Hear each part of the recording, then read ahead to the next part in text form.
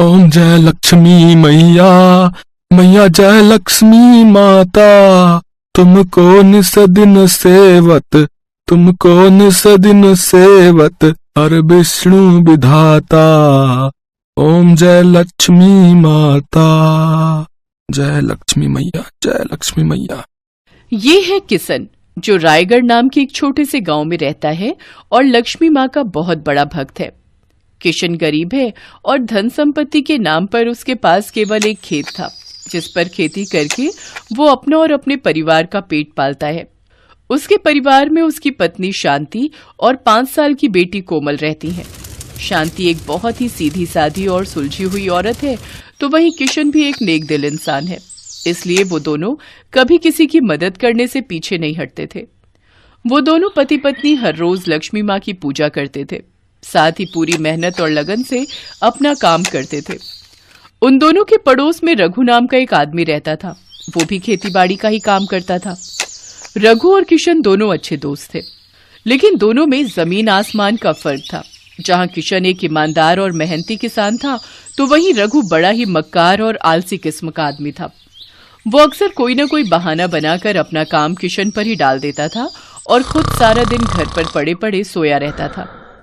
एक दिन ऐसे ही किशन खेत पर चला जाता है और अपनी सारी फसल काट कर बोरों में भर लेता है और उसी दिन बाजार में बेच भी आता है। शाम को जब किशन अपनी फसल बेचकर आता है तो रघु अभी भी घर पर ही था। किशन रघु से मिलने जाता है। क्या बात है रघु, तू आज खेत पर नहीं गया? तुझे पता है तेरी सारी फसल खराब हो रही है। अरे यार, आज ना मेरे हाथों में बहुत दर्द हो रहा है। अभी अभी डॉक्टर से दवाई लेकर आया हूँ, समझ नहीं आ रहा कैसे फसल काटूं। सुन, तेरे खेत का तो काम हो गया ना, एक काम कर, तू मेरी थोड़ी बहुत फसल काट दे, बड़ी मेहरबानी होगी। ठीक है, मैं काट देता हूँ, तू आराम कर। रघु को तो काम से बचने का बहाना चाहिए था, पर किशन तो अपनी दोस्ती निभा रहा था। वो अपने दोस्त रघु की मदद करता है, पर देर होने के कारण अधिकतर हिस्सा फसल का खराब हो चुका था। रघु, तेरे देर करने के कारण आज देख तेरी कितनी फसल खराब हो गई। बस ये थोड़ी सी ही फसल बची है, अब इसे बेचा। यार एक काम कर, तू बेचा, मुझे घर पर बहुत सारा काम है, पैसे जो भी मिले दे दियो। ठीक है, मैं बेच आता हूँ। किशन का स्वभाव बहुत ही मददगार था। वो रघु की बातों में आ जाता है। अब तो अक्सर ही रघु खेत के सारे काम किशन से करवाता। फसल उगाना, उसको बेचना। किशन अपने खेत के साथ साथ रघु के खेत भी देखने लगा। किशन अपने साथ साथ रघु का भी काम करता और रघु हर बार बहाना करके आराम से घर पर खटिया तोड़ता। पर एक रात किशन छत की सीढ़ियां उतर रहा था तो उसका पैर फिसल गया और वो सीढ़ियों से नीचे गिर गया। उसकी कमर में चोट आ गई, वो उठ भी नहीं पा रहा था।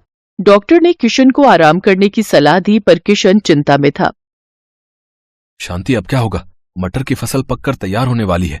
मैं खेत पर नहीं गया तो फसल खराब हो जाएगी, बहुत नुकसान हो जाएगा। शांति, तुम चिंता क्यों करते हो? तुम अपने दोस्त रघु की कितनी मदद करते हो। अपने खेतों के साथ साथ तुमने रघु भैया के खेतों को भी संभाला है। तुम रघु भैया को बोल दो कि वो मटर की फसल काट देंगे। हाँ, तुम ठीक कह रही हो शांति, आखिर मुसीबत में मेरा दोस्त ही तो मेरे काम आएगा।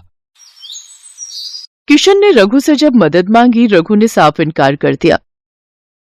अरे यार किशन, तू तो जानता ही है, मेरे को तो वैसे भी ज्यादा काम करने की आदत नहीं है। मैं अपने खेतों में बड़ी मुश्किल से काम कर रहा हूँ। मेरी भी फसल तैयार हो गई है, अब मैं अपनी फसल काटूं या तेरी? भाई तू कोई और इंतजाम कर ले, मेरे बस का नहीं है। अच्छा, मैं चलता हूँ, मुझे खेत पर जाना है। रघु, मैंने भी तो तेरे लिए हमेशा काम किया है, आज तू मुझे साफ मना कर रहा है? हम दोनों तो दोस्त है ना। हाँ, तो मैं कब मना कर रहा हूँ, दोस्त तो है, पर तू देखना मैं कितना करूं, तू भी कुछ समझ। वैसे तुझे कोई जरूरत हो तो मुझे बुला लियो, पर काम के लिए बिल्कुल मत बोलियो। काम मेरे बस का नहीं है, मुझे काम के नाम पर बुखार आ जाता है। मेरे पास फालतू बातों का टाइम नहीं है, मैं जा रहा हूँ। किशन हैरान रह गया। जिस दोस्त के लिए वो हमेशा हाजिर रहता था, आज वही दोस्त मतलबी बन गया, मुसीबत में काम नहीं आया। किशन की आंखों में आंसू आ जाते हैं। उसका साथ देने वाला कोई भी नहीं था। एक दिन किशन हिम्मत करके शांति के साथ किसी तरह खेत पर पहुंचा तो वो हैरान रह गया। उसकी मटर की सारी फसल सड़कर खराब हो गई थी। हे भगवान, मैंने कभी किसी का बुरा नहीं किया, मेरे साथ ही ऐसा क्यों हुआ? मैंने तो मुसीबत के समय अपने दोस्त की हमेशा मदद की थी। आज अगर वो मेरा साथ देता तो मेरी मटर की फसल बच जाती। शांति, अब क्या करेंगे? फसल खराब हो गई है, सब कुछ खत्म हो गया। शांति, लक्ष्मी मैया हमसे रूठ गई। लक्ष्मी मैया, आप तो अन्न धन की देवी हो, मेरी मदद करो मैया। आप सही कह रहे हो। आपने हमेशा रघु भैया की मदद की और उन्होंने मुसीबत में आपकी मदद नहीं की, पर आप भगवान पर भरोसा रखो, सब ठीक हो जाएगा। किशन बहुत रोता है। उसी समय आकाश मार्ग से भगवान विष्णु और देवी लक्ष्मी गुजर रहे थे। माता लक्ष्मी ने देखा कोई दुखी भक्त उन्हें याद कर रहा है। उनकी नजर किशन पर पड़ी। देवी, आपका भक्त आपको याद कर रहा है और आप तो अन्न धन के भंडार भरने वाली हैं। अपने भक्त की सहायता कीजिए देवी। स्वामी, जब भी कोई भक्त मुझे सच्चे हृदय से याद करता है तो मैं उसकी सहायता अवश्य करती हूँ। मेरे आशीर्वाद के रहते धरती पर रहने वाले अच्छे लोगों के साथ कभी गलत नहीं होगा। उनके धन के भंडार कभी खाली नहीं होंगे। किशन बहुत ही दयालु और मैत्री स्वभाव का है। उसके मित्र रघु ने उसके साथ बहुत गलत किया है, पर हर व्यक्ति को उसके कर्मों के अनुसार ही फल मिलता है। किशन ने हमेशा अच्छे कर्म किए हैं, इसलिए उसके साथ अच्छा ही होगा। इतना कहते ही देवी लक्ष्मी आशीर्वाद के लिए अपना हाथ उठाती हैं और देखते ही देखते किशन के खेत में हरे मटर की फसल लहराने लगती है। उसका पूरा खेत हरी हरी मटर से भर गया था। ये देखकर किशन और शांति दोनों हैरान रह जाते हैं। शांति, ये सब क्या है? अभी कुछ देर पहले तो मेरे खेत की फसल खराब हो गई थी, पर अब ये सब देवी लक्ष्मी की कृपा से ही हुआ है। आपने उनको याद किया और उन्होंने हमारी मदद कर दी। अब आप और मैं मिलकर धीरे धीरे सारी फसल काट लेते हैं। मेरी लक्ष्मी माँ बहुत दयालु है। मैं न कहता था वो कभी न कभी हमारी मदद जरूर करेंगी। किशन और शांति देवी लक्ष्मी का ध्यान करके उन्हें धन्यवाद कहते हैं। उधर रघु की सारी फसल खराब हो गई थी क्योंकि उसने आलस किया और अपनी फसल को नहीं काटा। पहले किशन उसकी फसल काटने में मदद कर देता था, इसलिए उसकी कमाई हो जाती थी। पर आज उसके पास पैसों की कमी हो गई थी। पर किशन को समझ आ गया था कि रघु स्वार्थी है, इसलिए उसने उससे मित्रता तोड़ दी। रघु को सबक मिल गया। उसने अपना बहुत ही अच्छा मित्र खो दिया। इस कहानी से हमें यही शिक्षा मिलती है कि सच्चा मित्र वही होता है जो मुसीबत में काम आता है।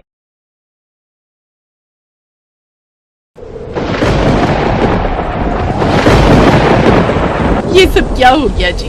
कुछ नहीं बचा, न खेत बचे न घर। अब हम क्या करेंगे?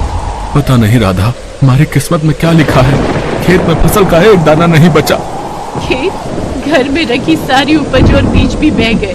पता नहीं अब कैसे गुजारा होगा हमारा। रामपुर गांव के हर घर की फिलहाल यही कहानी थी। 4 दिनों तक लगातार हुई बारिश ने सब कुछ बर्बाद कर दिया। पूरे इलाके में बाढ़ आई हुई। राम के खेत में खड़ी फसल भी बाढ़ में बह गई। हर तरफ तबाही का मंजर था। किसी को कुछ समझ नहीं आ रहा था कि अब वो क्या खाएंगे और कैसे जिएंगे। अन्न के बिना पूरा दिन बीत गया। फिर पूरे 2 दिन बाद पानी जब कुछ कम हुआ तो सरकार के कुछ लोग थोड़ा थोड़ा अनाज गांव के सभी परिवारों को दे गए। राधा ने उसी अनाज से एक पतीले में खिचड़ी बनाई और फिर जैसे ही राम और राधा उस खिचड़ी को खाने बैठे, ठीक उसी वक्त, बेटा, कोई है क्या? 2 दिनों से भूखा हूँ बेटा, कुछ खाने को मिलेगा क्या? बाबा, आप कहाँ से आए? बेटा, मैं तो 3-4 दिन पहले बस यहाँ से गुजर रहा था, तभी जोर की बारिश शुरू हो गई। बारिश से बचने के लिए मैं पास वाले मंदिर में रुक गया, लेकिन बारिश बढ़ती ही चली गई और मैं वहीं पर फंस गया। अब पानी कम हुआ तो बाहर निकल पाया। अब वो मैं बोल रहा था कि कुछ खाने को है क्या बेटा? एक तो वैसे ही अनाज कम है, इतनी सी खिचड़ी बनी है बस, इसमें से अब बाबा को कैसे खिलाएं? कोई बात नहीं, भगवान सब व्यवस्था करेगा। बाबा, आप अंदर आइए। बेटा, अगर कोई बात है तो जाने दो, मैं कहीं और जाकर।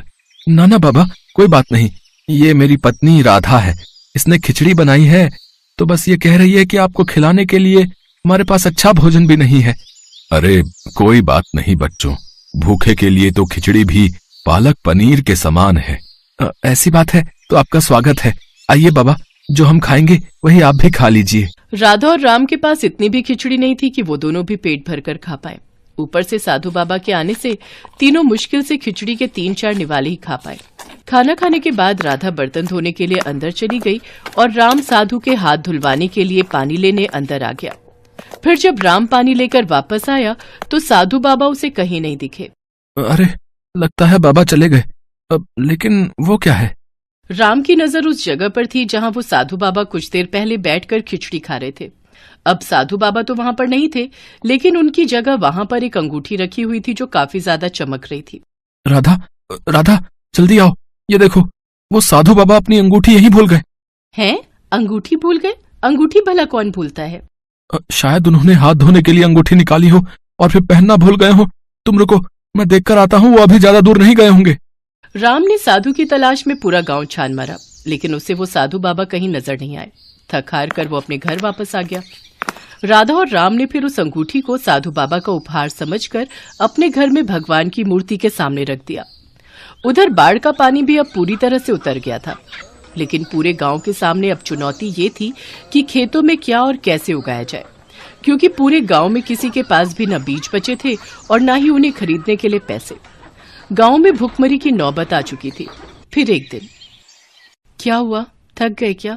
हाँ, पूरा दिन भटकता रहा, लेकिन पूरे गांव में किसी के पास एक भी बीज नहीं बचा है।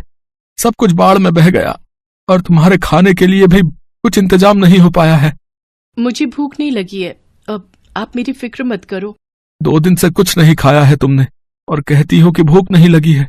हे भगवान, ये कैसे दिन देखने पड़ रहे हैं मुझे। मैं अपने पति को खिचड़ी तक बनाकर नहीं खिला सकती। खिचड़ी की बात सुनते ही राम का दिमाग ठनका और उसने तपाक से पूछा, क्या कहा तुमने राधा? यही कि अब हमारी किस्मत में खिचड़ी भी नहीं है।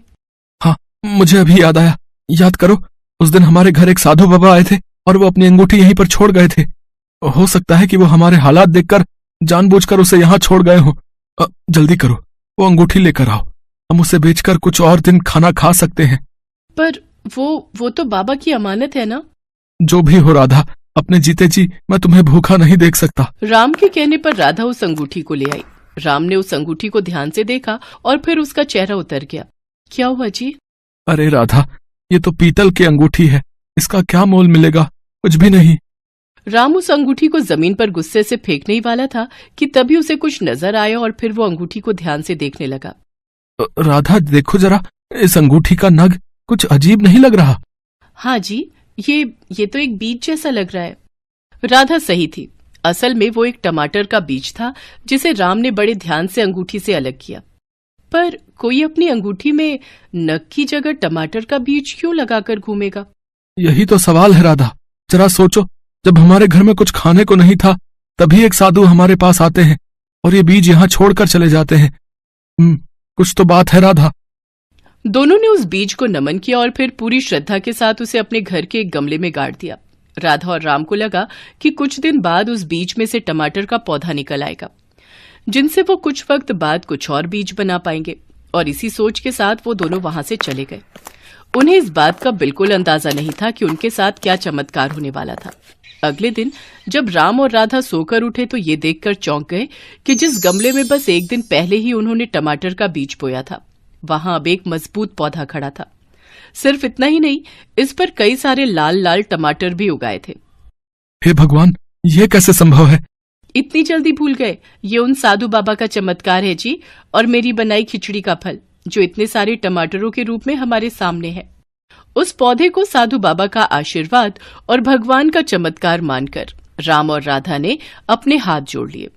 राम ने उस पौधे से निकले टमाटरों से एक टमाटर तोड़ा और उसमें से ढेर सारे बीज निकालकर अपने खेत में बो दिए, जबकि राधा ने बाकी टमाटरों की बढ़िया चटनी बनाई।